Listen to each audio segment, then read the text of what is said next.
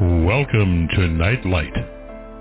Step away from the mainstream and gather around as we enlighten the world and our realities and travel this cosmic journey we call life. Join us as we share with you and provide that beacon that can guide us all to a better way. Explore with us as we examine a metaphysical montage of spiritual insights, covering everything from the mundane to the magical, UFOs to unicorns, and everything in between. This is a time of awakening, of sharing and evolving, of spreading our wings and soaring on the cosmic breath of creation.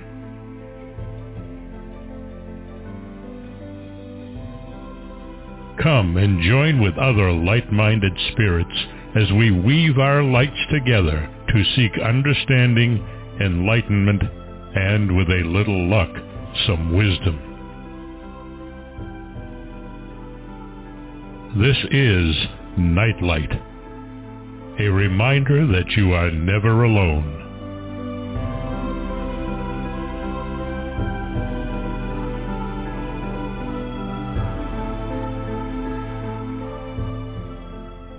Welcome, everybody, to the sixth of our 7-series installment here, of which, I have been so enlightened and fascinated.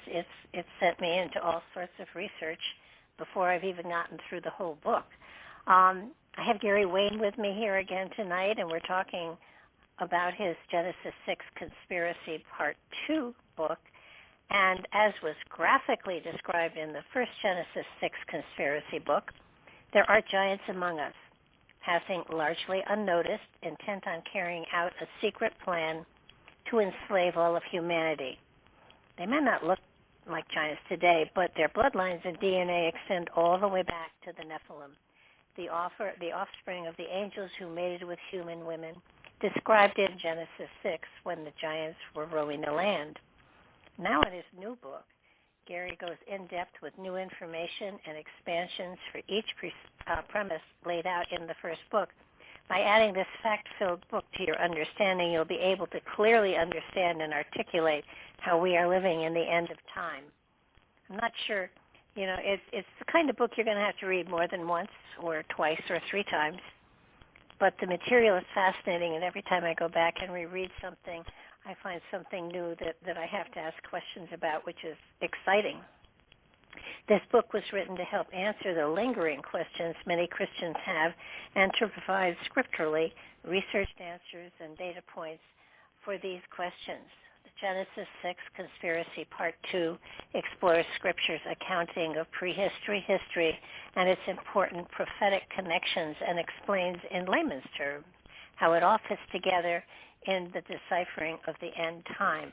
And I promise you, he does. He brings it right down. He takes you way back and he moves you forward, and it's fascinating and it's exciting. And now that we're getting close to the very, very end, I am finding that I'm recognizing names and places and things like that. So he brings his research to current day, just about. Well, actually, he does to current day, and traces the bloodlines back and explains who they are, who they're connected to, and he gives you a hierarchy of the conspiracy that is going on and has gone on since the beginning of time.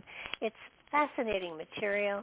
It's so well worth getting the book and working your way through it, and possibly listening to each of the interviews after each section, which may help you to go back, reread it, and understand even more deeply what's been going on, and look forward in the future, because in the fall we're going to do the exact same thing with his Genesis 6 conspiracy book.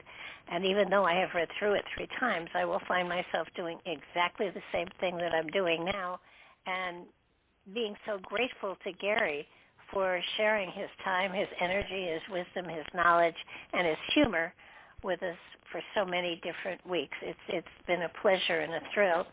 And I should let him come on and talk too, I guess. Welcome to the show, Gary. Well, thank you for inviting me back, and thank you so much for the very kind words on your opening. And so glad that you're enjoying the read as you go through it. And it's such a large topic and such a complicated topic. And hopefully, and by what I'm hearing from yourself and others, is that there's a lot of information in there, but it sort of reads in a way that sort of keeps you reading, and hopefully people will find the information important and help them clarify things for themselves in terms of what the world is all about. And I think Section 6 that we're going to talk about tonight is something that is not talked about a whole bunch in most other books and genres. If they are, it's just sort of in sort of pieces. So it's an interesting section in itself, like all the sections are. So I think people are going to be fascinated by some of the things that we're going to talk about in Section 6 tonight. Well, I think one of the things that I think will help people is that if they get your book after we're done with our 7 series or before, but if they read the first section and then they listen to the interview that we did and then go back and reread it, they're going to have a lot of aha moments. And it's a wonderful study guide, to be honest with you, that we've provided. And I think, it's free. It's on YouTube, guys. It's not anything that they have to buy, but having it broken up like this, and each of the sections is between 100 and 200 pages. They aren't large sections. If you read through it, then you listen to the interview, then you go back and read through it again, you'll find that not only are you understanding it better, but you have, well, obviously more questions too, and Gary is the kind of person that will answer your questions. So it's a cool way to go through the book. It's been a thrill for me. It really has been. And every now and then I'll hit a section that I am just so tickled with because it was like, okay, here are a lot of my questions here. And in this last section that we read, which is Prehistory and Prophecy, here's where I was connecting names that I recognize and how the Templars were shifted around and how there really is a conspiracy here. This isn't just history. It's a roadmap for a conspiracy to enslave humanity. And I don't think anybody understands that.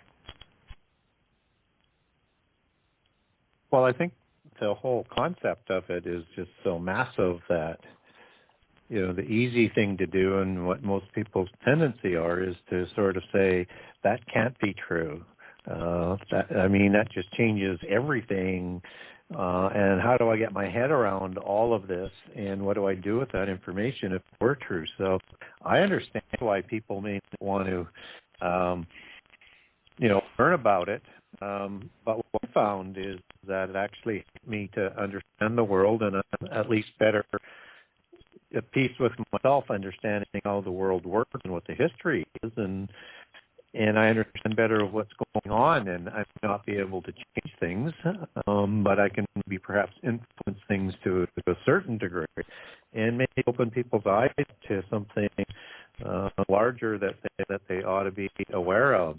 And yeah, it's crazy to think that there's this perpetual back and forth in this continuous plan to enslave humankind, and to ultimately the original endeavor was to ensure humankind is not resurrected and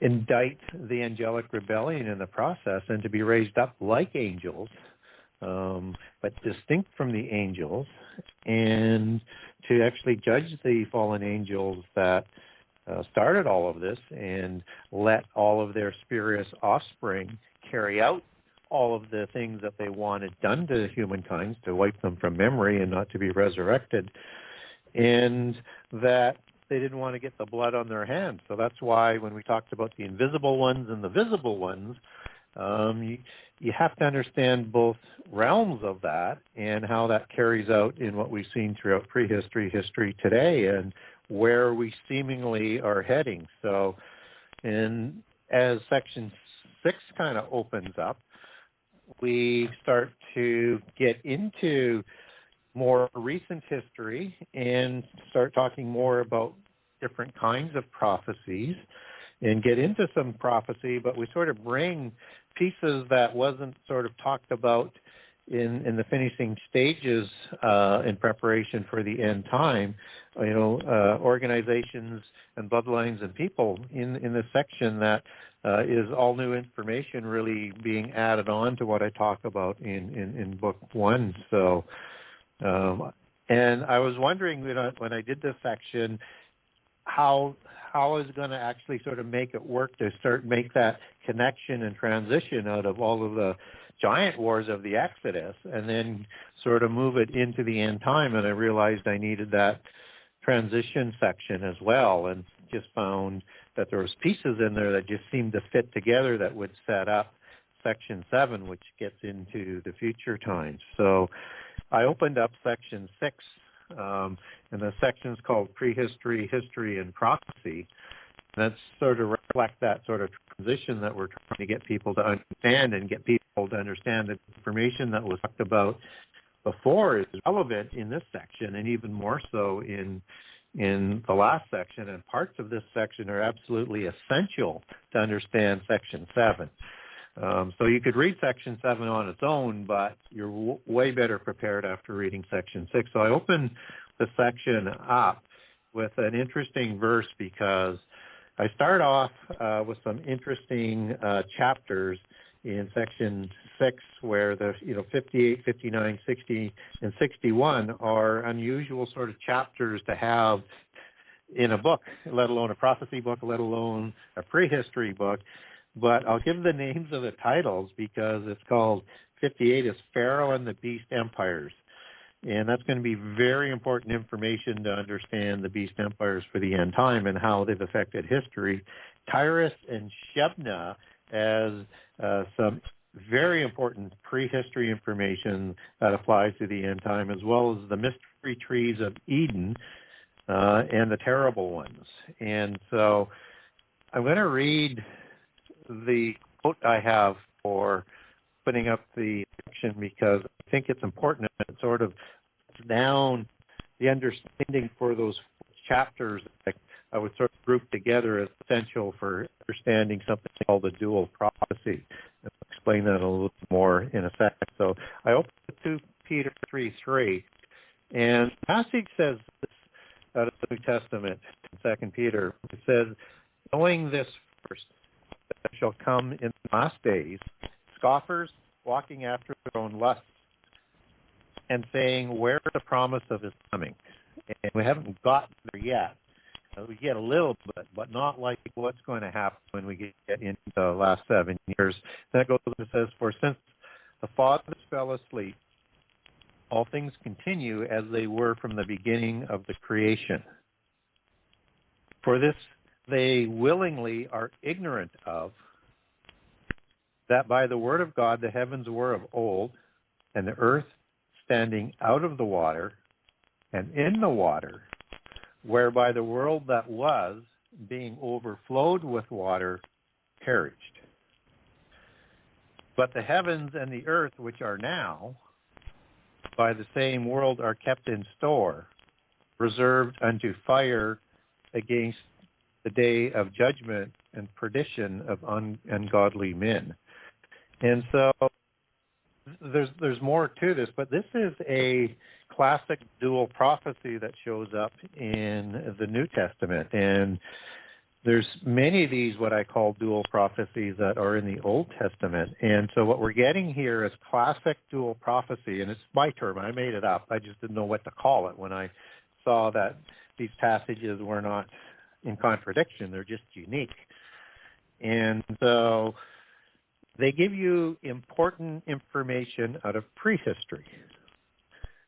And as it connects into nothing is new under the sun, what was will be again. And then as you move on in Ecclesiastes 1, that you understand that this wisdom will bring nothing but grief and sorrow to you, is there's a cycle of things that are going on. We've talked a little bit about that in the shows past. So in the prehistory, even though it's talking about in the end time when they're saying, where is this coming? It's been saying this since the beginning of time. We get this information that the earth was standing out of the water and in the water, and whereby the world that then was being overflowed by water which perished. This is not the flood. The earth did not perish. This is talking about the destruction that is likely happened in Genesis 1:1-2, where you have a destruction of the earth likely in the angelic rebellion and destroyed by fire, just as that same destruction that's describing this destruction is also reserved for the end time. So you get that sort of fulfillment.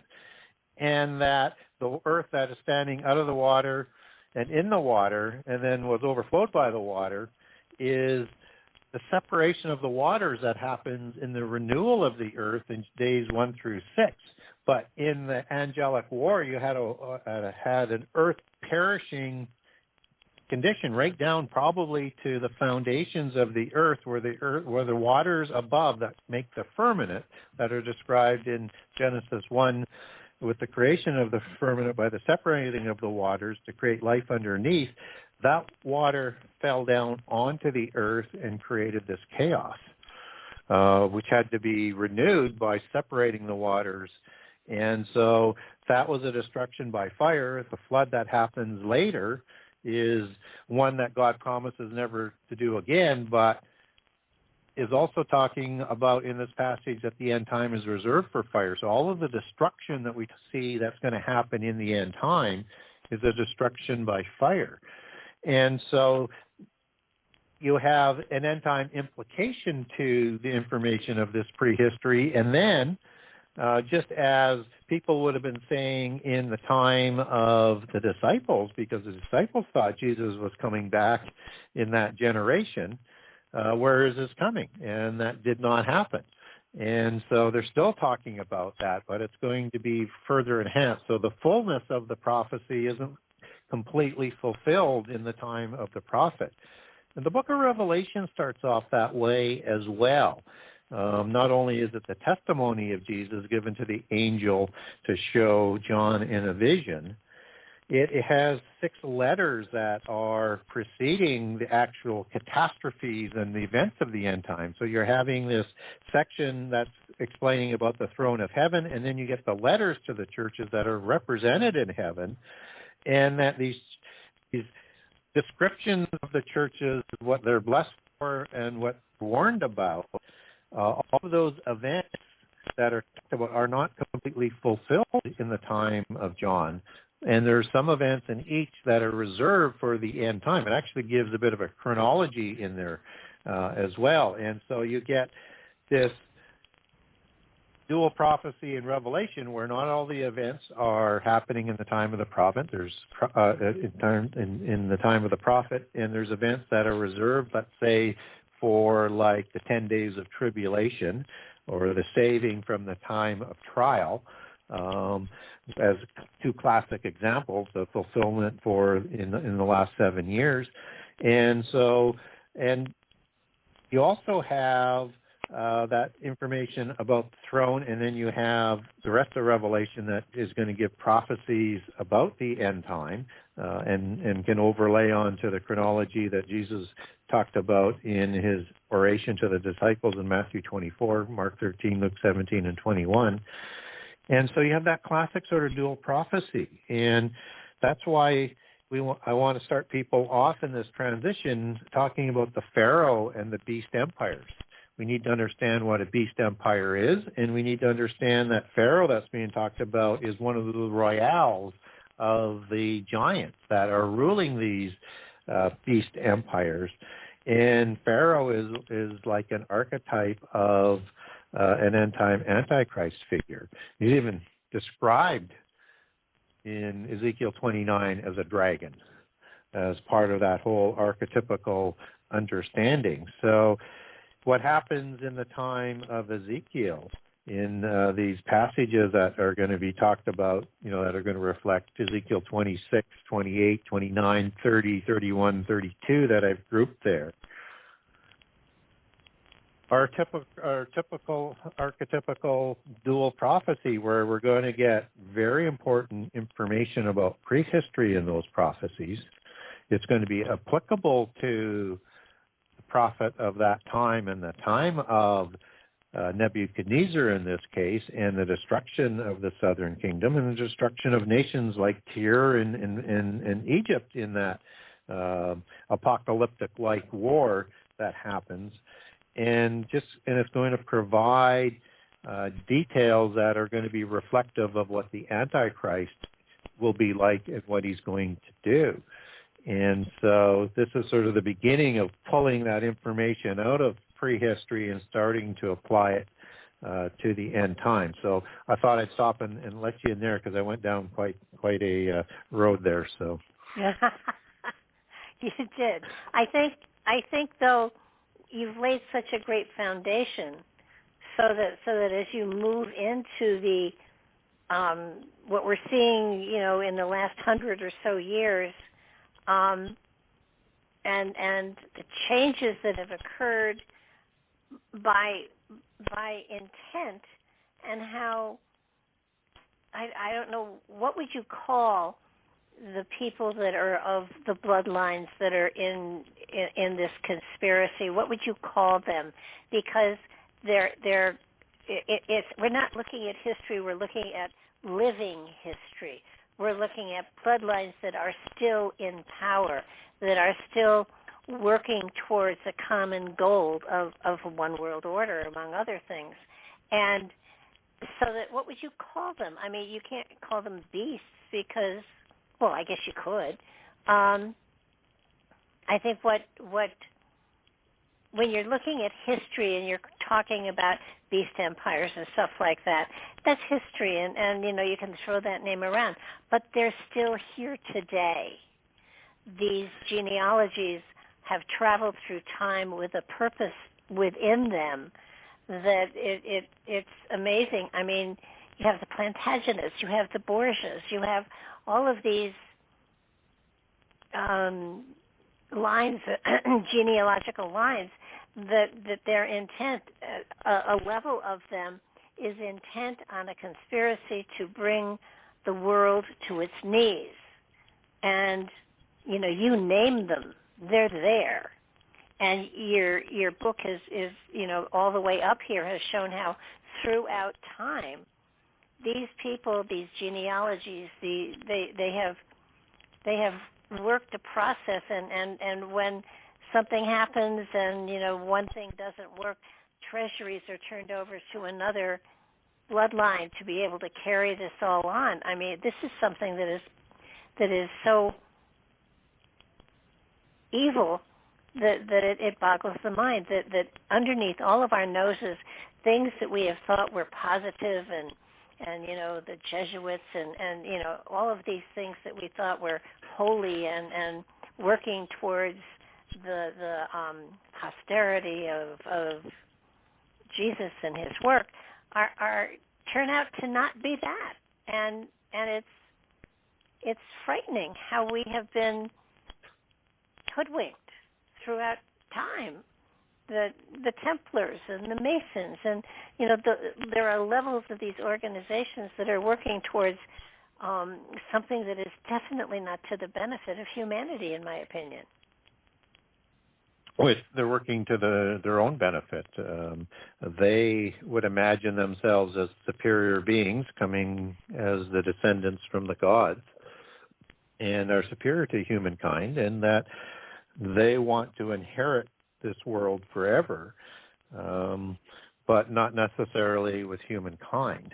And so, but their goal was, why they were created as by the fallen angels is to carry this out and to try and make sure that humankind does not reach their destiny. There was a threshold that was passed in 1 Corinthians where the princes of this world, if they had known about the resurrection and how all of this was going to play out through free choice with humankind and the ability to have that resurrection to be raised immortal, that they known that, they wouldn't have crucified Jesus. They didn't know that. And from that point on, I think the fallen angels are misleading their offspring and the descendants of their offspring that they could still win. And so that's their only opportunity they see of getting to be a god in the physical world and to honor and worship their spurious celestial mafia godfathers. And so I think in the next chapter, actually we'll start to link, or in the next section, I'll actually start to link this sort of spirit that they have as a spiritual beast, because they're not doing, there's the obvious reasons of them not doing good things, and one of the reasons why they're called terrible ones. But they have this inert nature to want to slander God. They want to deny everything about God and want to be rebellious against the God, just as their godfathers were. And so they are hubris, and they talk at such narcissism and confidence that they can do what they plan to do. And they've had a lot of practice controlling societies because they control the top two classes throughout history. Include not just royalty class in terms of the kings and the queens, but the larger nobility. They controlled all of the priests of the religions, which is why they set up the black nobility within the Pope line. And they controlled the religions of polytheism all through the elite level. And they controlled all of the armies, because they controlled the armies, and the humans are the pawns in front of that sort of understanding. And they controlled all of the education. They controlled all of the literature, all of the recording of history. They controlled everything, and are experts that they passed down through the generations on how to maintain control. And part of that is keeping mankind in servitude and dumbed down for the purposes of what they're trying to accomplish. Now, every royale that's born in, that's of the upper level of purity or ennobleness, has a role from the time that they're born. And they're to participate in that organizational structure. And they have an organizational structure just like the fallen angels have, as we talked about the assembly of the gods, and how that was originally sort of passed down to the assembly of the Tanu, that we talked about earlier on, as well as being the kings of this, like Lord of the Rings, that they control the earth through the 70 nations and the gods that rule over those 70 nations. And so they've been in control of that, but they have hierarchy within those bloodlines, which is part of their organizational structure, and they have very, very high-end Royal Masonic orders that sort of the top end of that bloodline hierarchy that would be part of the 13 families, they would all have their own specific Royal Masonic order. So with the Anjou family, for example, it would be the Knights of the Golden Fleece. And if that sounds familiar, that comes out of Greek mythology. And in that understanding, the Golden Fleece is the material that the clothing for the gods, and one presumes for the demigods, for many of them, had their clothes made of. And so when they're trying to spin stuff into this gold-type product that's described as, it's designed to give the body physical immortality in the physical world so that it won't die or grow old or decay. And so and bloodlines of the Norse are the Knights of the Seraphim. Have an order of the Windsors or the Hanovers, as they're probably better connected to the Royals, as the Order of the Garter, not the lower one that prime ministers and that are awarded into, because they usually have a senior and a junior order associated with these Royals. So they've had an ability to keep control, and they've been working towards this destiny for generations after generations. And one of the issues with them is that they can't quite get it done for a lot of reasons. One is there's an ordained time, but within their rivalries that they have, they are sometimes their own worst enemies at getting it done. And so at the end of the day, if you sort of play it all out, there can only be one, just as in the Highlander series that I like to quote every once in a while, with the taking of the heads and everything else, and the quickening and all the terms that are part of the fair patriarchal bloodline allegory. But there can only be one dynastic family at the end. There will be other important dynastic families, but there can only be one that's going to set up this 1,000-year reign or a reign of eternity with that bloodline. So they're kind of at war with each other, working directionally to get where they want to go, but only with one family sort of rising to the top. So, and control that. It's unimaginable how many organizations that you have to make that happen, and that you have to have people you can trust assigned setting up those organizations and leading those organizations. Well, I think what really began to throw me for a loop, first of all, with the Templars, one of the oaths they take is to, wipe out Christianity. And when you look at the fact that things like the Catholic Church is part of this whole thing, the Pope is part of this whole thing, you look around and you say, okay, easy to spot the bad guys, but there's usually two sides to one of these things. And as far as I can tell, the safest place you can be is to worship internally and not in an organization, to educate yourself as to the life and times of Jesus and of course just the red stuff in the Bible.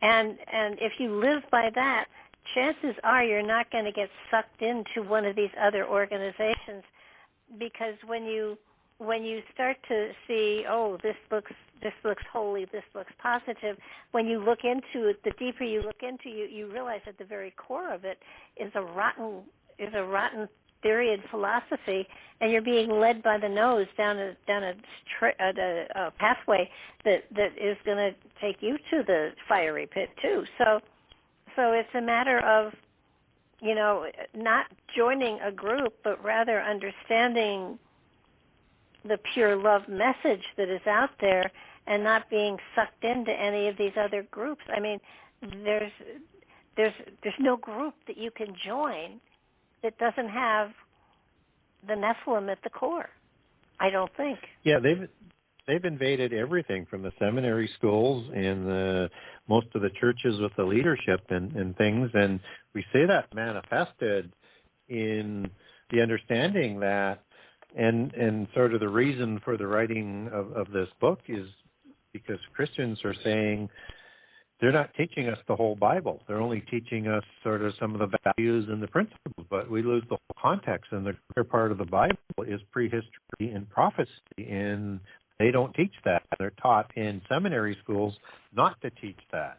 And then they only want to teach the sanitized versions of the principles and things like that. So there's this continual sort of preparing Christians to be deceived. And if we are in the fig tree generation, and I think that we might be, then we can't trust our church leaders as we're going into this period of turmoil.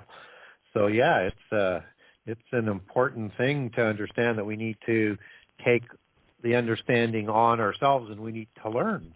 And we need to learn how this world works, and we try and do sort of stand up and push back. And we've seen throughout history that, good people stand up, you can push things back. But if they can continually subdivide us and turn us against each other, then there's no organized resistance to them.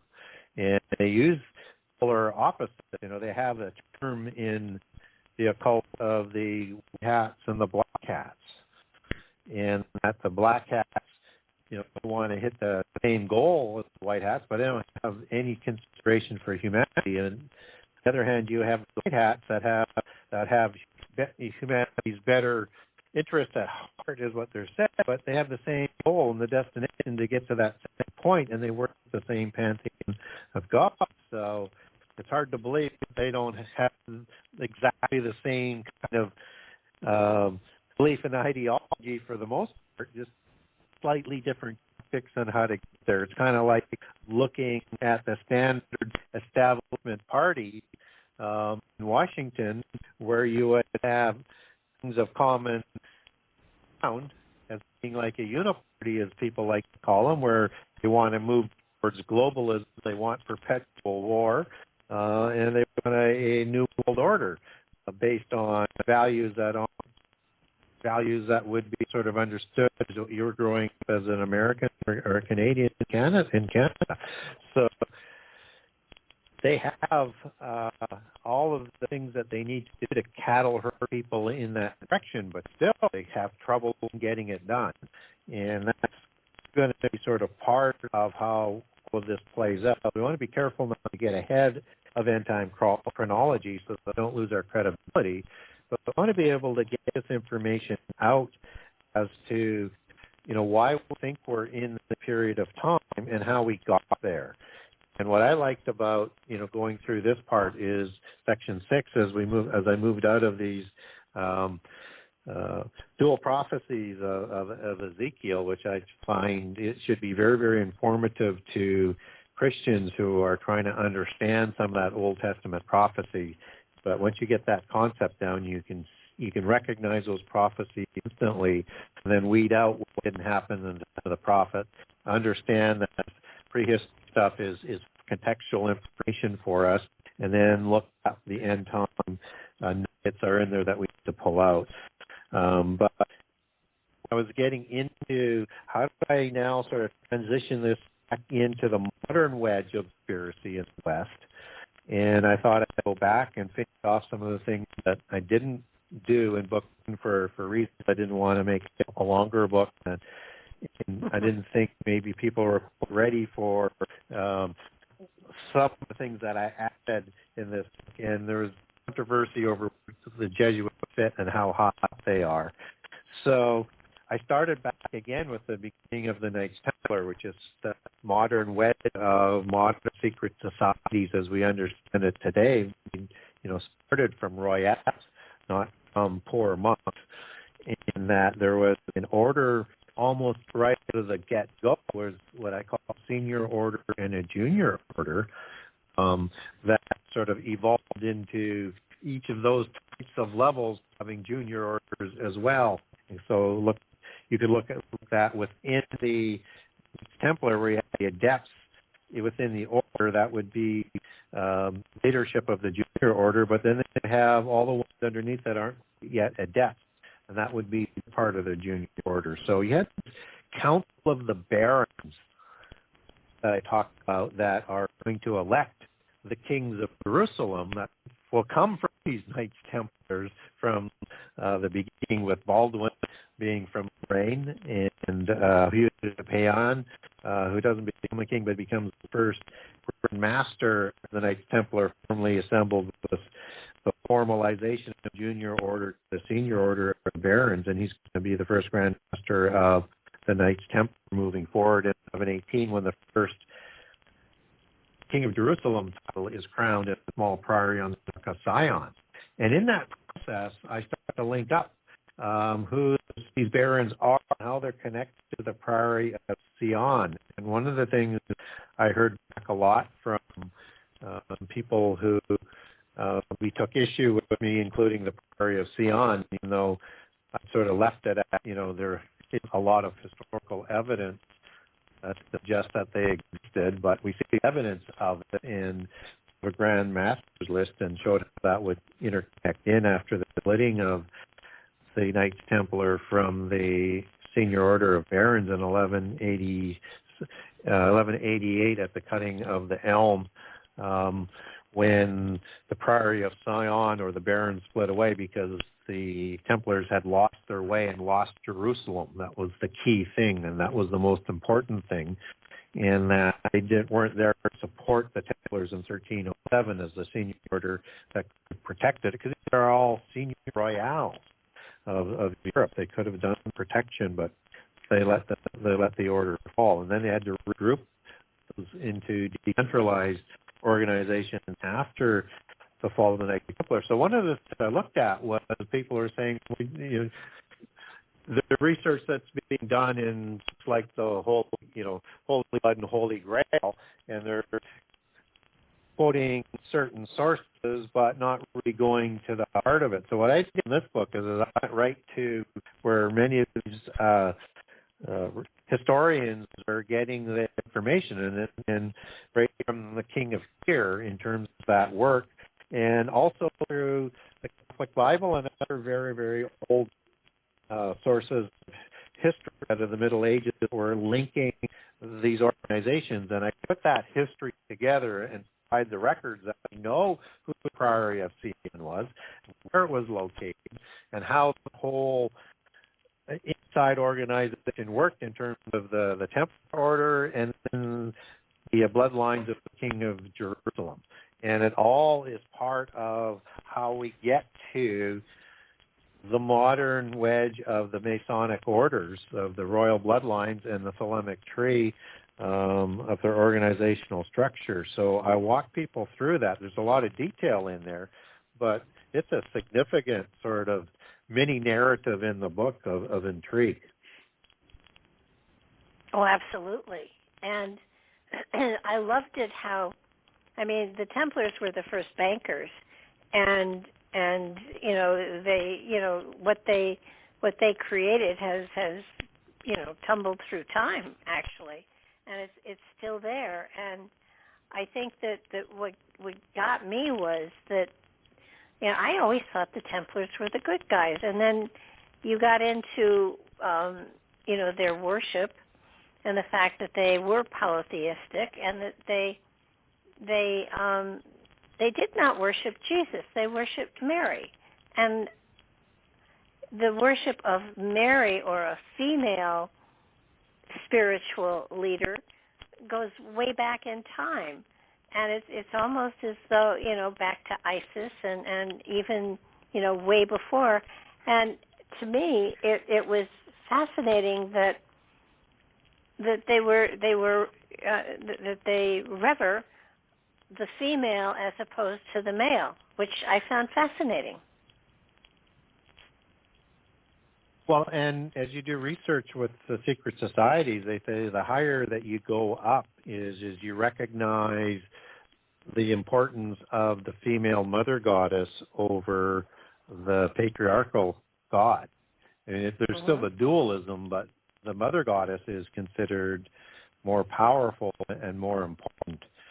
And so if you consider that analogy, I think we talked about in terms of some of the giant wars and how hornets were used against them, but they like that hive allegory, just as the bees is part of the Taciturn imagery that's part of their bloodline. And within the beehive, you have the queen, and it's at the top.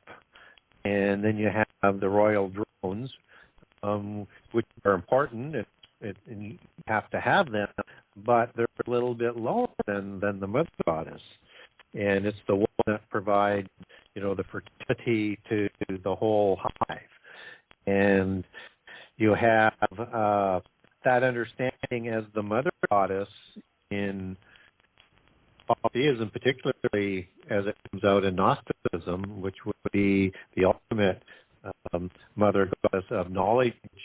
The Holy Spirit is sort of equated with from a polytheist perspective, and that this is the goddess Sophia, who through some nebulous light force created the 12 archons that, you know, populated the 12 parts of the zodiac, and that these were the original archons that ruled the earth, and that God was, in that understanding, was one of those 12 archons, and so no more stronger or no more knowledgeable than other archons, or particularly as one that they would raise as being equal. We would understand in Christianity as the degraded what form that we know Satan.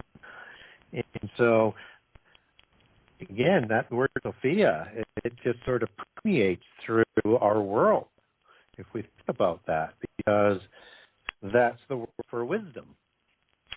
We get that out of Greek. So she's also the goddess of wisdom and the supplier of all knowledge. And philosophy guides our education today, and is arbitrator between the seven liberal arts. And the sciences is what created the Indian mysticism that I talk about in Book 1, and that's the religion that crosses the flood. And that's the religion that's represented in Babel. And that's the root word, Hebrew word for Babylon for the end time. And this religious understanding of Sophia and Gnosticism, we see that coming through a word called philosophy, which means the love of Sophia, love of wisdom, the love of the mother goddess who supplies all of that wisdom. And it's theology and the arbitrator of the sciences. Or if we see as an extension of the Gnostic religion, the creation of philosophy that was made populous by Madame Blavatsky in about the 1880s, and the source religion that morphed into Ariosophy for National Socialism, that means the god Sophia. I mean, you can't get more sort of obvious as the importance of the mother goddess. And so this is also understood as a queen of heaven. And we get the term the queen of heaven that rituals are made even by the Israelites at some times in the book of Jeremiah, idol for all of the other goddesses in all the different pantheons. And whether it's an offspring god or a parent god, it's the same title representing the same position, and they're all fertility goddesses, they're all wisdom goddesses, and they're also war goddesses. So when these different phases happen through time, they're not specifically talking about Mary Magdalene as much as they're talking about the Queen of Heaven, the Queen of, polytheistically. So that it's more a title than it is a person. Yes, it is, and in various times and in different cultures, there's different Queen of Heaven. So, Isis is understood as an offspring god after the flood, as a Queen of Heaven, and Osiris is an offspring god, and they're both allegories. Osiris is the allegory as a sun god for the ultimate god, even though they would have a place in the rank in the order, but the allegory of it is an allegory of true chief god of the patriarch gods, and that Isis is a allegory for the true of heaven, as you take that to its original form. And it's thought that in that thought process is that just as Isis and Osiris in this allegory, and this is the allegory that the Freemasons use, and then Horus would be the sun, or a Messiah-type figure in the Trinity, that they celebrate more loudly. They do it in all the different cultural religions, but that's the one more pronounced. That in the original sort of state, when Satan was full, before he was degraded to Satan status, he would have had a partner, and that's the allegory that's being reflected in the Queen of Heaven. So it would be very much apropos to Sophia being above the lower level Queen of Heaven as the ultimate one that would have had over the council of the gods with Satan at one time. And it's kind of parallel to the story of Leviathan, that is a serpentine creature that the female had to be destroyed in history lest the whole earth would be destroyed. And that this might be the ultimate mother goddess being talked about from a Christian perspective, because Leviathan is going to be dealt with in the end time, just as the female one was done before. I mean, you get this account in all parts of history of Theiemid being destroyed, or Lotan being destroyed, or Verta being destroyed, in all continents all around the world, where you have God that is doing battle with this female Leviathan-type God, so that the world can continue. For whatever reasons, there's this existence, but it's sort of portrayed in polytheism that this is their offspring gods who are trying to overthrow the parent gods, which eventually do in polytheism. I don't think they actually overthrow them. I think the parent gods all to the pit prison, and then the offspring gods moved. But all of that is built in with this ongoing sort of mythos of the Mary apparition, and it's going to be very important to understand that connection as we get into the end time and as we get into section 7. Well, how does that work with creating a world religion where you have the Christians, the Jews, and the Muslims? How can you blend all of that into something that they can shove down our throats? Well, they have to do certain things. So from a religious unification, you need to bring back what they would say the monotheist religions that went rogue and bring them back into the home religion. So they'll work at it from two different ends. And from the one end, they'll work at it King Moses into it, where they believe he was educated at Heliopolis, and he was biblically, was an adept biblically, and he would have for all of the oaths and was raised as a royal. And that this is the religion, according to the polytheists, that he brought back to the land of the covenant as he led Israel into the wilderness and then through the wars of the covenant land.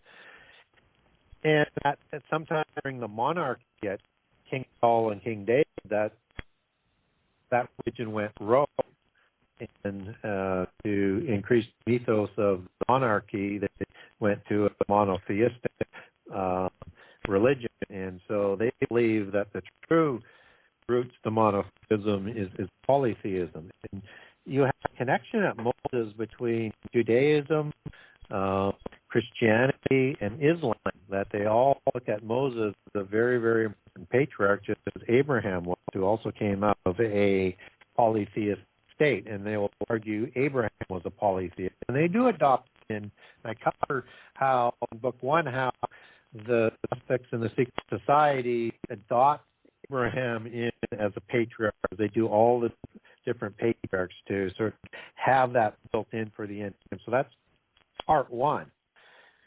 But the two things that they have to do in terms of Christianity is deal with Jesus as to how you understand who Jesus was.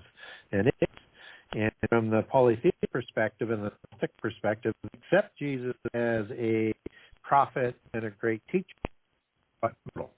And he didn't die on the cross. And that Mother Mary is understood allegorically as the mother of God, in this case Jesus, but they don't believe Jesus is a God, so it's just a term that they use to associate with polytheism, as with Horus being the son of Isis, which is why that's the imagery that you get for Mary and Jesus within the church. It's the Egyptian imagery, and it's done in preparation. So they have to de-deify Jesus. So one of the attacks is going to come from destroying Paul, just as Paul is related by the ascetic movement, the originalists take their religion back to Heliopolis as the guardians of the knowledge, as I cover off in Book 1. And for Christians who want more of a biblical and church father historic perspective on the Essenes, get a hold of me through my website at Genesis6conspiracy.com. That's the number 6. Ask for the Essene document. I'll send it to you. It's the premise that I used to, biblical premise that I used, that I didn't use much in Book 1 because I wanted to let the other side speak in their own words. But if you want the Christian biblical side, I have a special document. Just ask me for it.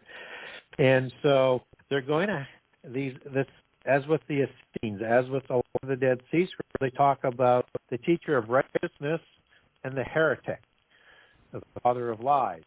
And so they looked at Jesus as one of those teachers of righteousness, as a great teacher and a prophet. They looked at Paul as the heretic. So they say Paul who took Jesus to deity status, and his teachings are false. So they have to destroy Paul. And then they have to go after the deity credentials for Jesus. And so get that through saying that they're going to have alleged evidence to support from what I'm told. And that people are going to believe that it's the message of Jesus, and he's one of many that came along the way, as I described in Book 1, as opposed to the actual Word of God, and that he survived the cross, and that he married Mary Magdalene, who started descendants that were intermarried into the lines that show up to the Merovingians through scioning in Davidic lines, Benjamite lines of King Saul, and the Jesus and Mary Magdalene bloodlines that were passed joined into the Merovingian bloodline that passed on through the last Merovingian king, Dagobert, to the Anjou, Bouillon, and Depayan families of Lorraine that show up with the Knights Templar and are going to establish that King of Jerusalem title in 1118, that they would presume that the Antichrist is going to declare himself as King of Jerusalem through that pedigree. But qualify all of that, that's just one of the important bloodlines that will be looking to become that bloodline that's going to supply what I would call the Dragon Messiah, or what we know locally as the Antichrist. And so they have to de-deify Jesus. They don't have to completely destroy him. They just have to bring him down to how the Gnostics understand him and other religions, that he was an important teacher and a prophet. And it's like Confucius. He would be like Buddha. He would be like Mohammed. He would be like Confucius, if I didn't say that one, or Hermes, and a whole list of these ones that said were sent on the way to help humankind evolve into godhood. So for those kinds of ways to destroy Christianity, but leave it in a way that it can be a branch of this upcoming universal religion. So that's going to take some time. So and they're going to need false prophets, and they're going to need catastrophes to make that all come about. So again, one of the reasons why I said let's be careful of getting ahead of all of the important things that have to happen before we start plunging in and saying we're already in the still judgments or the trumpets, or even further along some other people. So yeah, it's a chore. And but say they have the evidence and we're prepared to bring out certain dates already planned. Wow. Well, having this knowledge, being able to, you've given a roadmap here that is really quite profound, and it to me seems as though it's almost a clarion call to wake up and understand that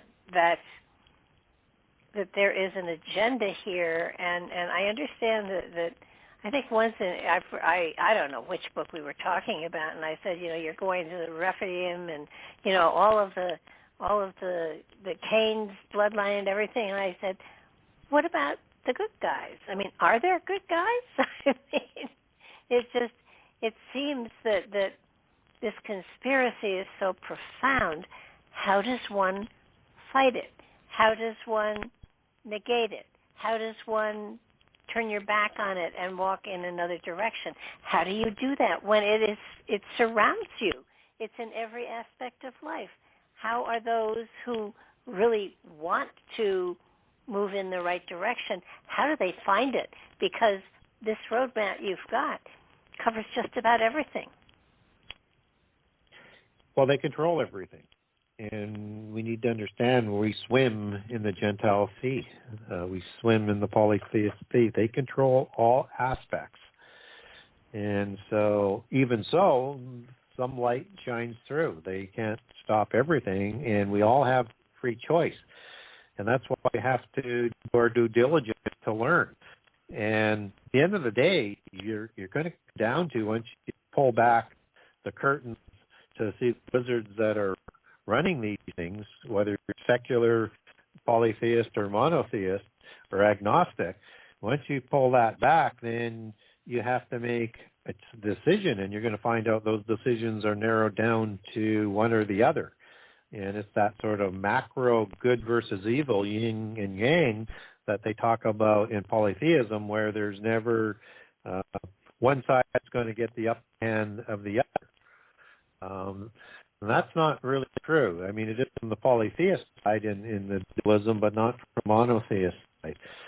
And we see it play out with the white hat and the black hat, and within the polytheist world that run by the council of the gods and the assembly of the divine ones, the offspring of the fallen angels and their descendants, and God, is the God of this world. I mean, they control all of that, but we have the ability to say, why are we here? What should I do? And what you start doing is learning more and then make a decision. I would love to see more people decide to become Christians, but at the same time is everybody has free choice. We can't force our belief on anybody. And this whole world that is set up against the monotheist, I mean, they see how powerful that force is if you want to stand and put them back. Which has happened at some times in the period in our world, but that everybody has to make that choice for themselves, and that's where their strength comes from. That's why they try and divide us.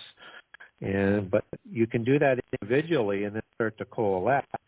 If we're in the ordained time, there's not much we can do to prevent it from coming other than try and help other people learn and hopefully make their decision as well, because choice is the choice. And so you're going to just get brought along with the wisdom of the world and those who run this world.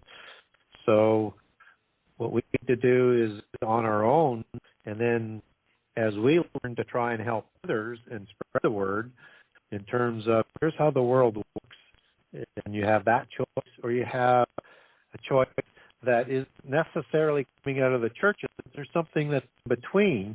It's what should be taught in the Christian churches more, that we can understand how we push back against what goes on in the world. So are we going to get a leader that stands up that's going to represent us that way? No, not until the last 7 years. Are you going to get clear intercession again with sending 2 witnesses, sending 144,000 to help? In the meantime, we're into signs. And the only way that we can learn about this is, not only learn about all the things that they immerse us in, maybe learn the other side. And that's what I would encourage people to try and read the Bible, and whether it's in a modern English translation or a KJV version, whichever is easier for you to do it, and start learning about it and studying different aspects of it. And hopefully my book helps in that sort of way to just learning about it, because at the end of the day, it's about yourself and your own personal salvation first, and then other people you can help get there as well. We can't provide salvation. We can only help get them there. Yeah, I guess and to have somebody stand up, and an organization stand up and say, "This is the way, follow me." I always doubt that. It's like, who are you? And how do you know your way is the best way? And exactly. And then when do they get corrupted and hubris and do all of the things that they were organized to not do? Sort of like what happened, how the Roman Catholic Church got completely sidetracked throughout much of their history. They were trying to force Christianity on people. You can't do that. You're doing what the other side does. They were. Well, yeah. And their holdings today, and they're incredibly wealthy, and there is such poverty in the world, and there is such hunger in the world, and it's sort of like, for heaven's sakes, take care of your people. And there have been a lot of organizations that I have wanted to donate to, but then when I researched it, I found that of every $100 they got, only about 20 of it went towards their cause. The rest of it was all administrative stuff, and so you get to the point where it's, yes, I want to help, but I want to make sure that there are very few organizations where 95% of the money goes towards their cause, and those are organizations I donate to.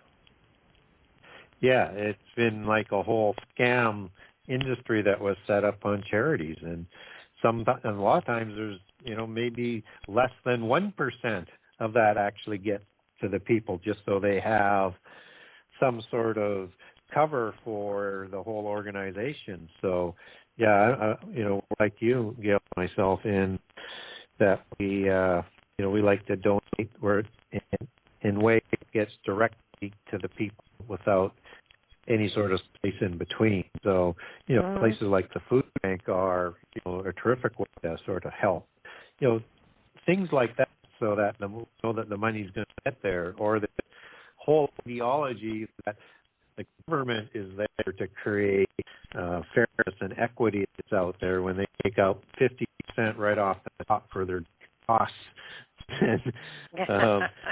Don't take that, and then take such a small cover of that less than 50% to that direction, and spending it all on other things that the money wasn't said to be collected for. So, yeah, it's not the government going to help people either in terms of the efficiency of how they get that done. I'm not saying they don't do anything, but the efficiency level it doesn't even hit an F mark, the old grading system. This is true. So in your part 6 here, you talk about the great and mighty men of the end times. Who are they? It's again one of those preparatory chapters, and I think it's a very helpful chapter for people. So, in the Book of Revelation, we're informed about kings, and we're informed about great men and mighty men of the end time. And it's talked about Revelation 6, Revelation 18, Revelation 19. And this is also including areas of the time of the openings. It's including the destruction of Babylon, and it's including the Armageddon War. We're talking about these mighty rulers and oligarchs, and they're the ones that are sort of controlling everything in this new world order that is going to be coming about. And so, the problem with the New Testament, in terms of linking it with the Old Testament, in that the New Testament was recorded in Greek and the Old Testament was recorded in Hebrew.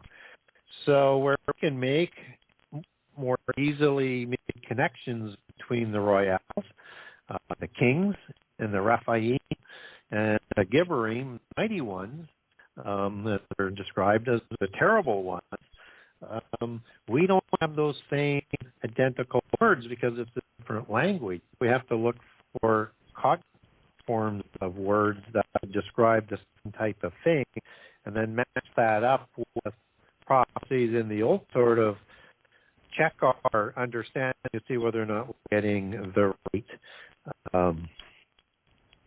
right understanding of it. So these are understood in the New Testament as coming from two Greek words, megas and megastranes, and I'll show in the book how the meanings of those words are and understood in the times when they were used. That relates back to giants and royal bloodlines.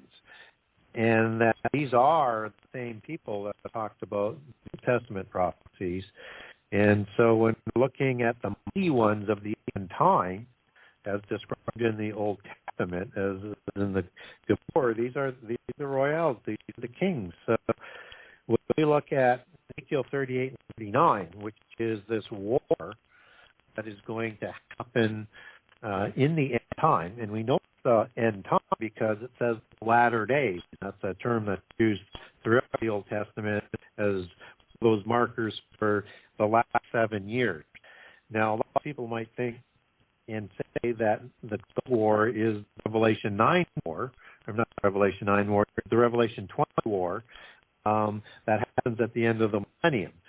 But it's clearly cited for in Ezekiel 38 for the last days, and I looked at with the alliance there as part of the alliances of these kings that are waging that war. Now, we get clear dating for that in Ezekiel 39, which is the second part, and this is talking about after the fall of, or the wiping out of this great Gog army, and that after the burying of these of the great Gog army, you have second Exodus that occurs. And second Exodus is a second half event of the last 3.5 years. So it happens in the chronology of Ezekiel 38 and 39 in the last 7 years, in the last days, and before the time of Jacob's trouble that happens in the Great Tribulation. And trouble is the Hebrew word sarah, tribulation, or affliction or persecution, just as the ellipses is used for tribulation and affliction to describe two different periods in the end time, one being the tribulation of the saints and the other being the Great Tribulation. Get more of that into section 7, so we'll do that for next week if we get into it. But understand there's covenant sort of words. So we have a timing for this war, and you have these mighty ones and these kings and royals that are destroyed in this war. It's the Armageddon battle, but it's the same language that is used to describe this great slaughter in the Gog War that happens just before the point of the last 7 years, and it's actually counterfeit Armageddon that Antichrist will take credit for winning, just as he has to counterfeit all of the credentials of Jesus. He has to come before Jesus does. And we have the mighty ones and these things that are being killed, and it's the exact kind of language that's going to happen at Armageddon. And then you have Joel 1 and 2, where you have the mighty ones that are describing Gog War. We also have the mighty ones that are also talked about in Joel 3, which is the Armageddon War. And you have mighty ones connected to the royals and the names of giants like Gog and Magog. Gog is the son of, from the Antediluvian perspective, is the son of Iapetus. He also had Albion and Magog as giant sons as well. And in leader of this war is Gog of Magog, chief prince of Meshech, and Meshech is the etymological root for Moscow. And so you have this connection of giants in terms of nations, and you have giants in terms of actual giants that are associated in that alliance with the leadership. And Gog doesn't show up in the table of nations, but Magog does as a descendant of Japheth. And what happened is the descendants of Japheth, they moved into the Asia Minor area and intermarried with the giants, where I think their names were, my speculation, their names were changed to reflect that. So they have a giant name that's sort of attached for it. And we also talked about the Herculides line, and we even mentioned the Creta gens, which is the gens from Zeus and the patriarchal bloodline of the king. And many of those Aegean kings are called Gog and Magog, and there are also nations with patronymic titles of those kings, that they come down as part of the Tyrannus or the Arwanos. So you have the mighty men that are connected back to these royals in the end time wars. And what's really important to that is it connects in with the same war that happens before the midpoint of the last 7 years. It's in Revelation 9, which is this 200 million man war. And this 200 million man war has the same type of creatures that are described in Joel 1 and 2. And this war happens after the opening of the pit prison, which is part of the first war. And so to have these connections to that I start with, and that's chapter 62 after I finish up with the dual prophecies, and I introduce how we can take Greek back to cognate words in Hebrew and understand the same types of bloodlines and the same types of things that are prophesied in Hebrew, but show up in the Greek, both translated into English. So I think I make a pretty good case that these are the same bloodlines that have come down through the beast empires. And now, in the end time, we're going to have this 10-king empire and understand it. And I talk about how we understand it as the beast empire in chapter 58, where I talk about Pharaoh and the beast empires, and I to give that information to understand how we should look at the seventh empire. It's a metallic empire in Daniel 2, but described the beast empire. All these Rephaim beast empires, the seven, are described as beast empires as we would understand the beast of the Daniel prophecy in chapter 7. So I'll start to link sort of together, starting in chapter 58, get into the prophecies, and come back for how we know that these are the descendants of those beast empires that are going to make up those 10 kings that make 10 empires or groups of nations that are going to rule this world. And interestingly enough, the UN has the world divided into 10 groups of nations. The Club of Rome divided the world up into 10 nations, and yet we have this prophecy of this worldwide empire of 10 kings that comes along in the end time. That is the seventh beast empire that's shown in Revelation 12, 13, and 17. That is part of this Leviathan dragon creature that comes up out of the Gentile sea to resurface in the end time. And each of these empires have a specific relationship with Israel. And that's accounted for throughout Israel's history. And I noted their beginnings with Egypt. In 721, you had Assyria take the northern kingdom away into exile and dispersed into the four corners of the world and lost into history.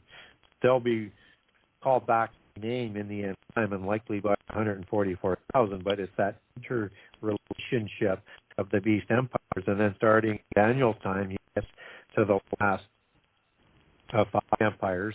And you have Babylon that takes the southern kingdom in exile, breaking the covenant. The Persian king comes along and starts the process along with the Mede kings to permit Israel or the southern kingdom of Judah to go back to the covenant land and rebuild their civilization in the temple. You have the Greek Empire that controls all of the land of Israel, actually do some abomination type of scenarios as well. That is a foreshadow and an understanding for what Antichrist it does in the end time. You also have, after that, you have the Roman Empire, which was part of the organizational structure that helped with the crucifixion of Jesus. It was the one that destroyed Jerusalem and dispersed slaughtered Judah to the four corners of the earth, and not until 1947 were they able to move back to their land and declare a nation state there again. And I think as one of the signs as we move closer to that fig tree generation. So it's an important sort of connection to understand that these great mighty men are the royals from the Beast Empire, of the Iron Empire, of the great Beast Empire of the time of Jesus and the disciples, that rises in time, but on a global scale.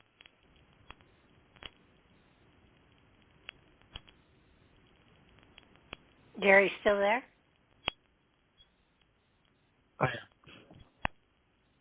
I lost you, I think. Oh, how long ago did you lose me?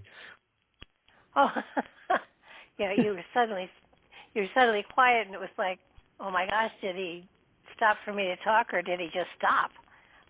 Oh, I thought maybe we were off air for a second or something. So, no, I just thought that was a good place to stop. Oh, okay.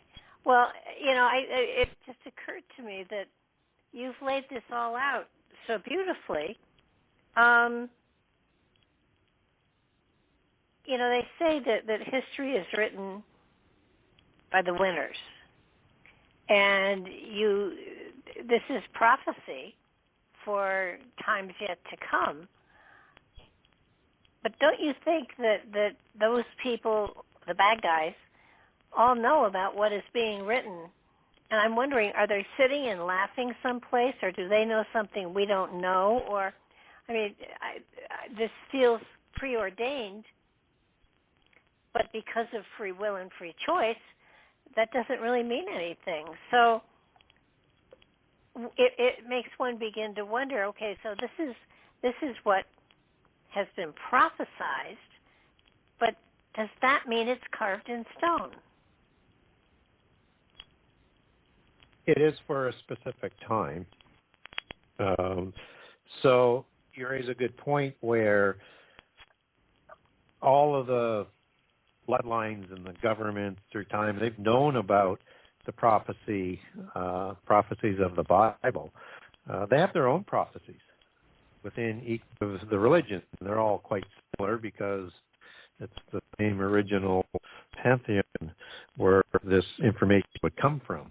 And I'll get more into some of that in section 7 from some of the sources of the polytheist prophets. They envision an end time as well. They envision a destruction by fire in the age of Aquarius that we're in right now. Now, it could be up to 2,000 years or 300 years in the celestial procession, but nonetheless in the time of the water bearer, the destruction of fire. So they have an understanding that there to be a polytheist Messiah that comes along. And so they have the same understanding of end time as they would have of the monotheist lands of prehistory, the time before the flood and early after the flood. And they have accounting of that because they have their own prophecies. And that they have a different outcome than what the monotheist outcome is. And so they're still in full belief that they're going to win this thing, and even if this world is destroyed, that doesn't really matter because they're going to have a place for their disembodied spirits in a world that has to be renewed again. And so similar to what happened with the destruction as I opened up with the 2 Peter passage about the world that was destroyed by fire that caused all of the waters to collapse. And that fire is reserved for the end time. They believe that in sort of that analogy or allegory of the phoenix rising out of the ashes, that's what it's going to be like. And that Sheba, the destroyer god, and associated with CERN for obvious reasons, if you really get into the details of CERN, is a destroyer god that would be equated with Abaddon and Apollyon, which both mean destroyer in Hebrew and in Greek, and that's the one who leads the fallen angels out of the prison before the midpoint. And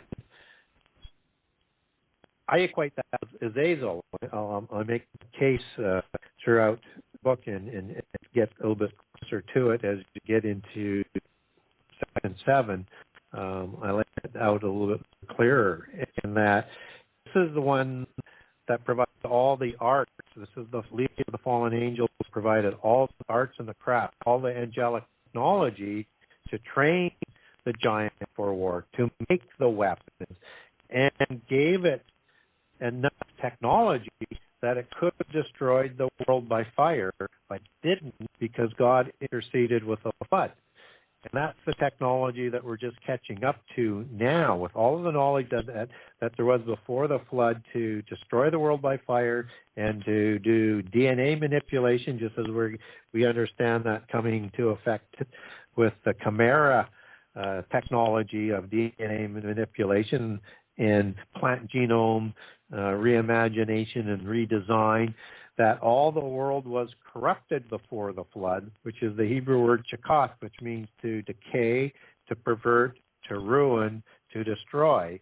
And that's another reason for the flood, and that included all of the plant genome, all the animal DNA, and most of the human DNA, and except for the 8 that were called as a restart for humans on the ark, and the animals that God knew that could represent, repopulate the earth from the species were called that were also free of that contamination to start after the flood. So when we start to put, those kinds of details together, is that they don't mind if the world is completely destroyed because they believe that would wipe humanity from the face of memory in the earth, and that they would inherit a renewed earth by the fallen angels. They would be provided oikotarians for, that we covered off in section 1, a dwelling place for the spirit, as in a clone-type body, or a sleeve, as in Altered Carbon series was talking about, or this consciousness transfer. You can imagine that as being part of transhumanism as well, particularly with that type of terminology. And also imagine that these beings that are talked about in this 200 million man war, the riders and the horses would be Chimera type of technology and part of what comes up out of the prison. Gotcha. One of the other things that has fascinated me with this, there's a lot, and we could probably go on for 3 or 4 hours, but I realize we are limited. The King of Jerusalem seems to come in here as being very important, and what I'm fascinated with is that the title King of Jerusalem is one that still exists today. So what is so significant about the King of Jerusalem? Use it as a highlight to all of the Antichrist bloodline wannabes around the world. And there will be multiple Antichrists in the end time, so we need to be aware that there will be these rivals. That the King of Jerusalem title highlights it as a sort of self-evident that they would like to present the Dragon Messiah or the Antichrist and through their bloodlines. And so it's one of those beacons that just sort of tell that understanding of what we can expect. It may not from this bloodline, but it will be sort of like akin to that in terms of how they would present their Antichrist wannabes. So the King of Jerusalem title was crowned to Baldwin II in 1118 in a small prairie on the Rock of Sion at Mount Hermon, and officially crowned later, just as what we saw with King Charles, to get the passing on. And then you have official coronations later. And so the official coronation and the ceremony, the ancient ritual that sort of goes along with it, would have happened at the abbey of a Notre Dame, an abbey of Our Lady or Mary that would have been outside of Jerusalem, but where he was found first on the rock of Zion in Jerusalem, in a small priory, just as Baldwin the First was first took over from de Bouillon, who was also the first provided the title. Actually, de Bouillon didn't actually be a king, but he was still the king. He just didn't have the king's title. And so the King of Jerusalem title is accepted by the Anjou because they are descendants of the Merovingians and the ennobling of the bloodlines. And so they look at themselves as having part of the Elbi gens as part of their bloodline, and that this gens goes back to Nephilim or Rephaim bloodlines, also significant bloodlines as passed on through Dagobert for Anjou, de Bouillon, and the Pagan families that I mentioned earlier, that they have bloodlines grafted in from King David, King Saul, and allegedly Jesus and Mary Magdalene in their system, just as the Da Vinci laid out in a fiction, as in a fairy tale that has certain allegories and meanings and certain aspects that are true. It's fiction, but it's got their belief system in there. And so it's the King Saul bloodline that's important. It's the Benjamite bloodline, the first king of Israel. And in the time of the Exodus Wars, Joshua awarded Jerusalem to the Benjamites.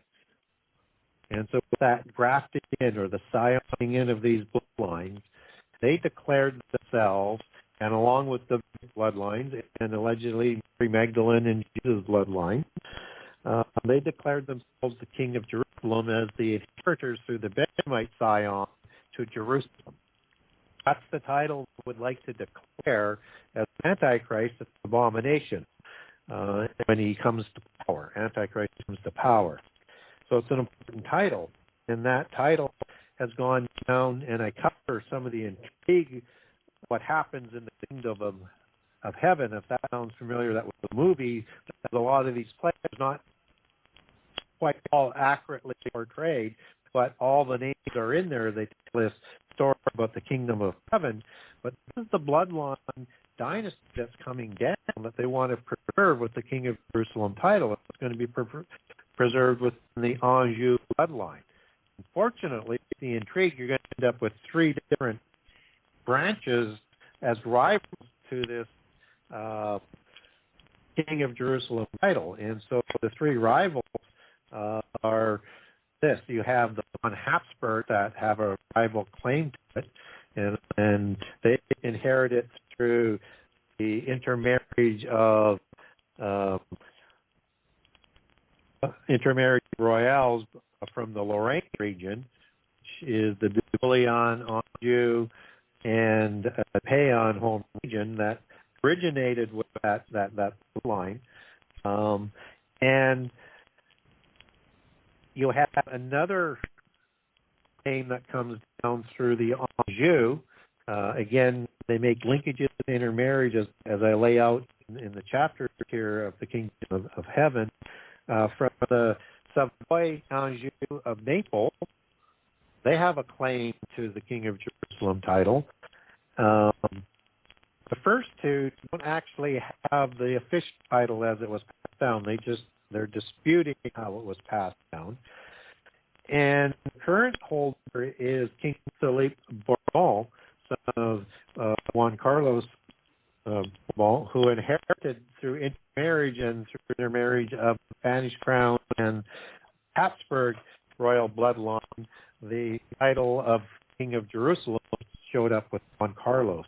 And so von Habsburgs are saying, no, we're still the legitimate ones, but the one who holds the title is King Philippe today. And he oversees the Royal Masonic Order that Queen Elizabeth had a chair at, that when presumed King Charles III would also sit at that table, as part of the large sort of alliance or membership. And understanding that the Windsors have their own Royal Masonic Order of the Garter that we talked about earlier, but that is the Order of the Golden Fleece. But you have, within the Anjou, you have three claiming the King of Jerusalem title. And you can make a good claim that the bloodlines of King Charles, and as they take their genealogies back into the Stuarts and back into the Anjou and back to the Hanovers and back to Vlad the Impaler and back to Hercules, has a genealogical claim to the King of Jerusalem title too. It's that it's clear to me that they actually have any Israelite bloodlines in there.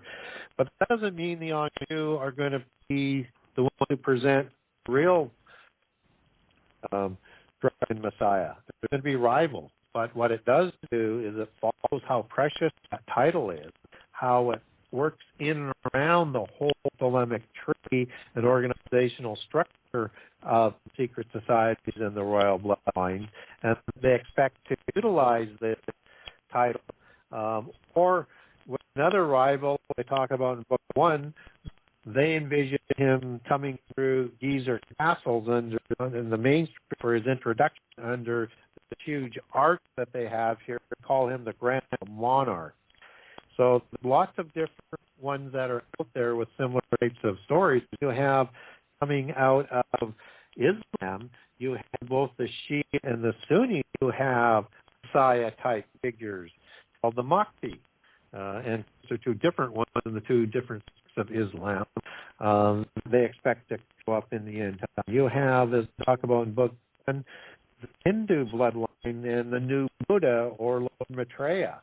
One should expect a bloodline from places elsewhere around the world that would come out of the Chinese bloodlines as well, claiming that. And of course, we have Xi, bloodline of Shah dynasty, Dragon King, was overthrown by communism heading up China today and has dynastic plans. So I use the King of Jerusalem title because it interconnects with the Templars, it interconnects with the Mary apparition, and similar types of visions. It interconnects with ancient history. It just highlights that in the culture of the royals is this obsession to have the dynasty that's going to rule the world. It just, it is fascinating and confusing in that, while we have our separate nations and our countries and our leaders, that there is a whole nother group that have their genealogies that take them all the way back to ancient times, who are going to at some point step forward and say, I'm entitled to this. This is my title. And I can see wars breaking out over this. Going to be a lot of wars as these 10 empires start to take shape. And the Western bloodlines have their own vision and want to impose that vision on the rest of the world. So if we're in the Fig Tree generation, and I think with the taking of Jerusalem by the Southern Kingdom in 1967, I think we might be. I don't know how long the duration is. Could be 70 years from that point in time, or 120 years. But I think we're going to see more of that empire building going on. And what we clearly see Putin, who also believes he has royal bloodlines, is he's saying to the Western bloodlines that I see this new world order in the same way you see it, and I want a larger role. President Xi is saying the same thing. And the last president of the U.S., Trump, was saying to Western bloodlines the same thing. Well, I want a larger role for the U.S. in this new world order. I'm not necessarily against it. I just want a larger role. And then we saw how all of the Western hegemony rose against President Trump, and we're still seeing that to this day, whether you like Trump or not. There's never been a reaction to somebody in this kind of manner because he's pushing back on moving forward on the globalist agenda, at least in a way that they don't like, and not something that they want to have having kind of power to influence what they can and they can't do. I expect we're going to see wars over this New World Order, the Nephilim or Nephilim World Order, as I like to call it, that's going to cause a lot of catastrophe and damage, and I think we're going to see those wars continue. And I would expect to see a significant war between the Shia and the Sunni as we get closer to the end time. So we're going to see a lot of things that look apocalyptic-like, but we're not there yet. And so even with the seal judgments, 25% destruction of all of the people of the world through wars, earthquakes, pestilence, famine, and earthquakes. And those are the same catastrophes that are part of the sorrow. So if we saw a destruction, let's say, of 5% of the world's population, or 10%, people are going to say that's Armageddon as we're going through it. There's a lot more destruction to come because there's going to be this funneling down to these 10 rulers, and then you're going to have Antichrist rise out of that, and he's going to overthrow 3 of them. Yeah, I mean, at some point, we come under one umbrella, and how are these 10 kings going to react to someone stepping in and saying, thank you guys for doing all this work, I'll take it from here?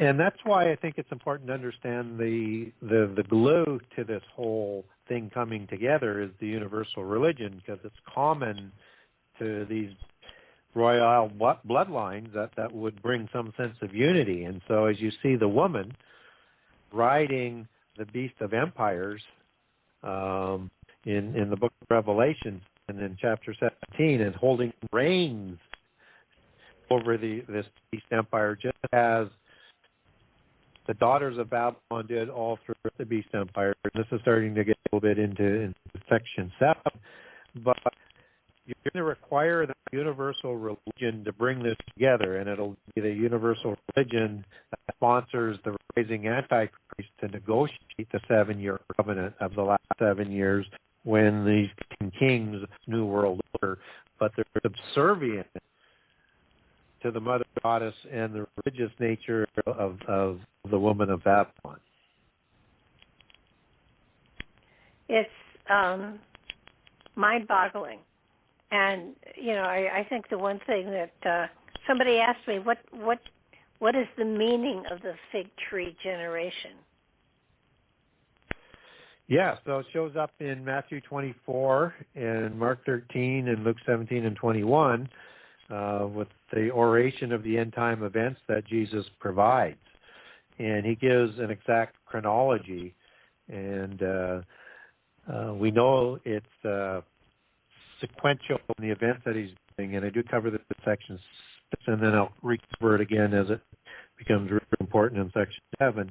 When Jesus says then, that's the Greek word toda, and that exactly in Greek was as how it was translated into English. It's then, it's the when, and this happens, and this happens. So it's used over and over in there to denote the sequence, with the abomination in the middle is sequence of events that represent the midpoint of the last 7 years, and then we're to reference Daniel and all of the passages in Daniel 9 and 11 and 12 about the abomination that happens at the midpoint for the timing.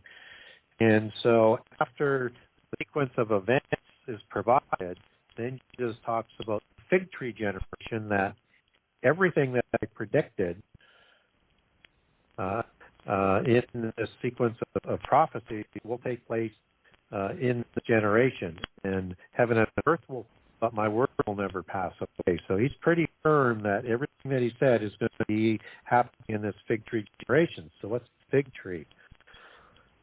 And again, I'll cover this off, and we'll probably cover it off to a certain degree next week. But it is when Jesus is going into his latter part of his commission, he walks up to a fig tree, takes a fruit from it, and eats it, and then kills the fig tree because it's no longer bearing fruit. And that was a sign to the disciples and to people, his followers, that the fig tree is the southern kingdom. and that it was going to be destroyed. And then he goes into immediately, pretty much thereafter, and gives prophecies of the destruction of the temple and the destruction of Jerusalem. And then after that, the disciples are going to ask him, what will be the signs of your coming? So how do we know the fig tree is being representative of the southern kingdom and the disciples recognize that? It's because in the Old Testament, the northern kingdom in prophetic allegory and passages are talked about as the vine. And just as Ephraim is like a great vine, and other passages of Israel as being vine, and as part of God's garden, and fig tree in the garden is talked about as the southern kingdom. So when we get into that in the next section, I'll give passages and verses to back that up. So this is the southern kingdom that was going to be suffering the consequences of rejecting their Messiah and the curses of the covenant, of the Holy Covenant. And the city was going to be destroyed, and Judah was going to be dispersed to the four winds, not lost, still visible within the world versus the lost tribes of the northern kingdom. And so we see the leaves are new and tender on this fig tree. That's when Judah comes back into the land, just as it has to be there in end-time prophecies, as we talked about for Daniel, and Jerusalem being the epicenter for end-time prophecy. Know that the season is near and that the time is near, and that is the generation when that happens, when all of the events Jesus prophesied will take place. And because Revelation is the testimony of Jesus, those events as well. Okay. So in your theory that we are in the fig tree generation, which would be, well, a generation is what, 120 years, roughly? Or 70. If we use 1967 as a start point, 40 years wouldn't work because we'd have to be in the last 7 years by now. And 70 years is plausible if you look at, the 2030s and maybe first part of the 2040s. So we don't know whether or not things can happen that fast or it'll take longer, or if the generation is at 70, 120. And who knows, we could be wrong. This may not be the fig tree generation, but things seem to be lining up that we're in the fig tree generation. Well, a lot better than that poor man at Times Square that, the end is near. I think this is probably the fourth or fifth generation of that family that has walked around with that placard on, Yeah. But every generation does claim it's yes. the last generation. But and you have definitely put out an amazing case for the fact that we probably are very close to that, and it just we don't have time to get into some of the really good stuff here, that like the robed Jesuits and Our Lady of Notre Dame and Francis Borgia, and I love, I began to see names that I could relate to in history, and it gave me a better frame of reference to sort of understand what was going on. And these houses, these family lines that have come through time, to be a member of it almost chooses for you what your destiny pathway is, because it's been the cause for the family for so very, very long. And it does. I mean, you look at King Charles, and I really thought that he was going to be the end of that particular line. Do these lines die out, don't they? I mean, there are some times when they just don't keep going because they can't. That's true, and they'll try and pass that on to a relative, as in a close proximity of the family line, to take over. And you would see that when the Stuart line came to an end, and they went to the Hanover bloodline, which is the current Windsor bloodline, and they changed their name to Windsor in World War I for obvious reasons when you're having wars against the Germans.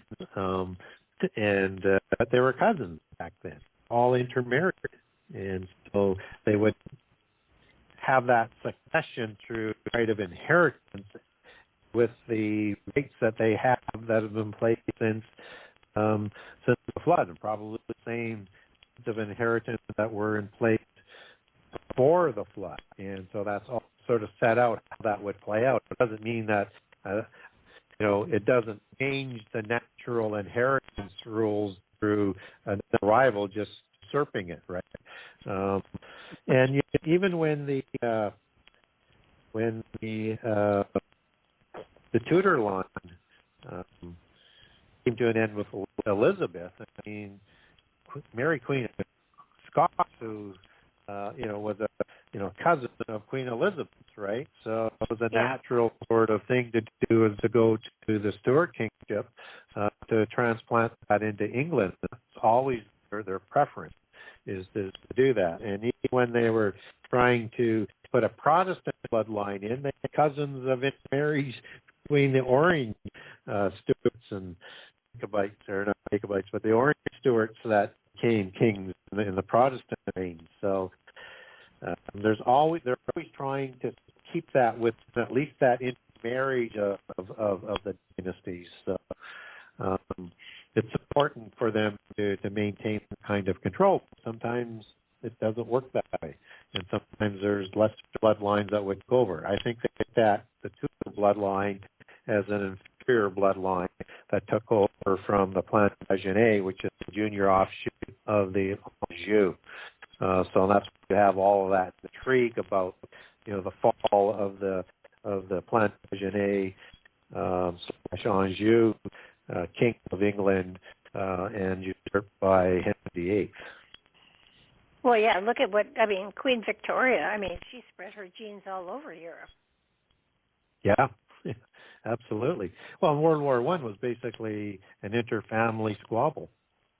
World War I, which overflowed into World War II. So, between the Kaisers and the Romanovs and the Habsburgs and the Bourbon and the Savoy and the different lines of the Anjou, it was just an inter-family squabble for control. And but they can get quite vicious on that. And it's still going on. I mean, and it's still going Putin. on today. Look at Putin, what he's doing. I mean, it just it is overwhelming to think that this kind of intrigue is going on, in spite of the fact that we think we're civilized and we don't do this anymore, but we do. And, we do, and go ahead. And I was going to say the Romanov dynasty is the junior offshoot of the Putyanin dynasty out of Kiev, just as the Plantagenet are a junior offshoot of the Anjou and intermarriage. So in the 1600s, the Romanov intermarriage take over the throne, but it's still part of the Putyanin bloodline. There's one member that's part of the Putyanin, the intermarriage. And that Russia was set up in 1000 AD by Vladimir the Great as a branch of the Putyanin Tsars, and the Putyanin Tsars are the original Tsars that ruled in Kiev, and it's like the holy city of the Putyanin bloodline. And that Putin believed his grandfather or grandfather, depending on which version you're reading on this, was an outside the marriage of Putyanin royal dynasties in the 1850s of Kiev. And so he received part of the name, some wealth, and part of the nobility. And when his father moved to St. Petersburg in around the time of World War I, that's how he ends up in Putin. And Putin's name doesn't show anywhere before his grandfather or great-grandfather.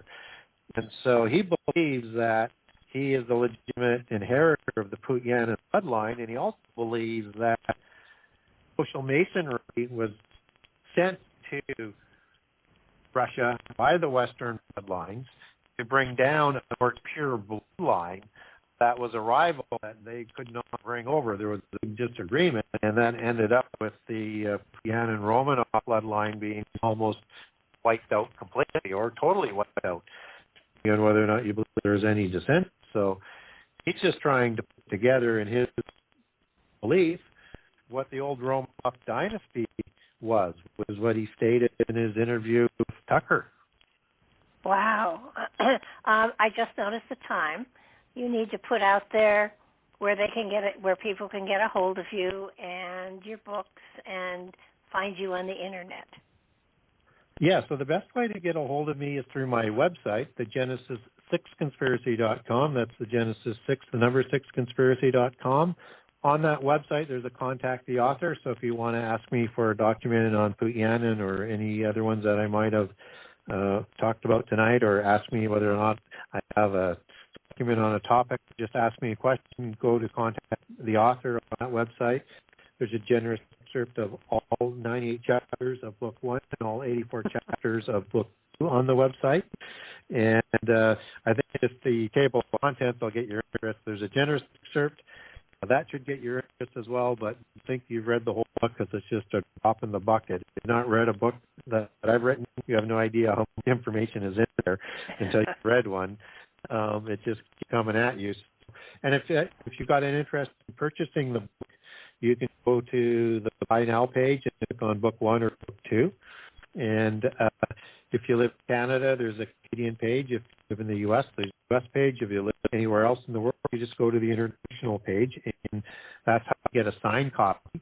And if you wanted to link over to Amazon to get a digital version, you can link over, have a Kindle connection that takes you to the Kindle version on Amazon. I also have a link to Amazon.com and Amazon.ca, also the BarnesNoble.com. And hopefully by the end of June, we'll have a link up as well to Amazon for the audio version of Book 1. And I've started reviewing some of the audio chapters on that already. And then Book 2 by the end of August or into September should be up there and available on Amazon as well. So that's the best way to get a hold of me.